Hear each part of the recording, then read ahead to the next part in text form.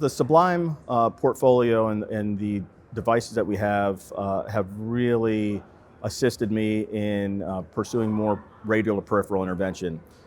Specifically, the Sublime sheaths, their hydrophilic coating, their ability to cross through angulations, kink resistance, all of these things are important when you're doing radial to peripheral intervention.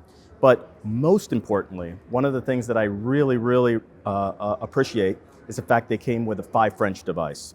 That 5 French device now allows me to treat a larger cohort of patients, elderly females, those with smaller radial arteries, and ultimately still get the job done because we still have a large repertoire of tools at our disposal to treat these patients.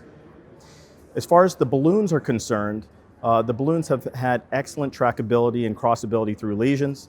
I've utilized it crossing pedal loops from the radial artery, but it's not just for a radial device. I've also used it sometimes when we do critical limb ischemia or going in an antegrade femoral artery approach.